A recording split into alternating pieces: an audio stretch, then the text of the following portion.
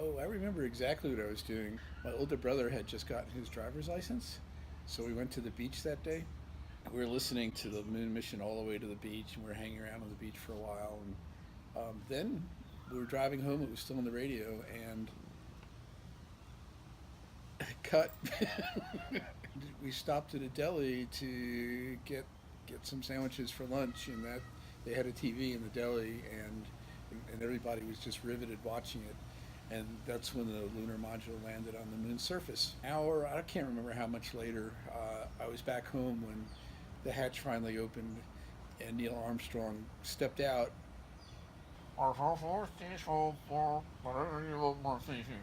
And it was like, what did he say? What was he saying? This was one small step for man, one giant leap for mankind. I was kind of excited about it.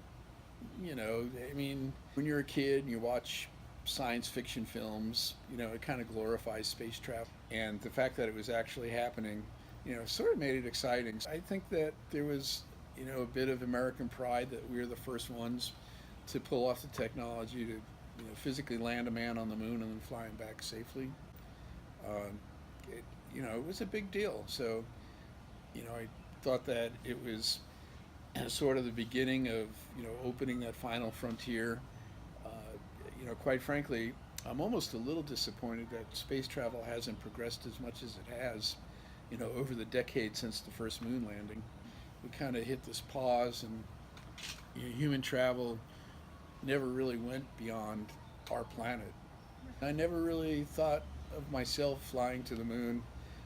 There's something very intimidating about sitting on top of a couple 100 million gallons of, oh no, it was a solid fuel booster, and igniting it. It's very intimidating for me. So I'll leave that for the braver at heart. I think that I would probably have felt frustrated because it takes so long and it's such hard work to make just a little bit of progress each time. I'm not sure that they thought as much about the scientific potential and technological potential that the space program offered to us. I don't think they. Most of my friends were, you know, into pop culture and art and music. They weren't really thinking about science and technology. I mean, there's science deniers everywhere, and that's just their problem. They want to put their heads in the sand and deny that we're capable of such a milestone. I think that you just have to open a book and read about it. We took a tour of the room. Well, we were sort of outside the room, separated by really thick glass. It was one of these super sanitized rooms, but they were building the lunar module.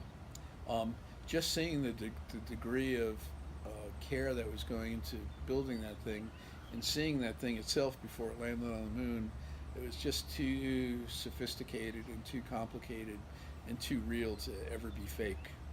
There's no reason to believe it didn't really happen. You had to follow it. You know, there was so much excitement building up to it. I was always riveted to those Apollo missions. And we knew this was the one. We were going to land on the moon and walk on it, so it's a pretty exciting thing.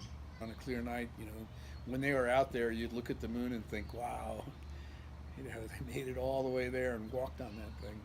I mean, he was the first man to ever walk on the moon in the history of mankind, so he had to be the favorite one.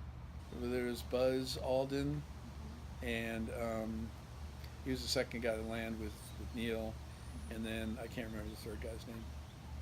For the last couple of decades, it really hasn't been about space travel. Space travel became sort of mundane in terms of where we were going until we start breaking out towards other places in the solar system. So Mars is next, and I'm excited about that, and I'd like to see that happen. I don't think we'll get outside of the solar system for a long time. So we either have to figure out a way to get there faster, or figure out ways to negate the negative impacts of space travel. I think that a lot of good science and technology has come out of it. You know, everything from computer technology to special synthetic material to biomedical technology. I think it's interesting that there's a space industry that's emerging. That's, you know, private sector rocket ships like SpaceX are starting to happen.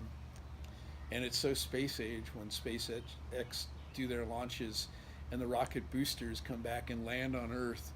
Man, that's just very science fiction-esque. More, better, bigger. They call them pioneers, but we always pressed to that new frontier because there was something to take. Trying to go where no man is or woman has gone before. You know, it's just out there.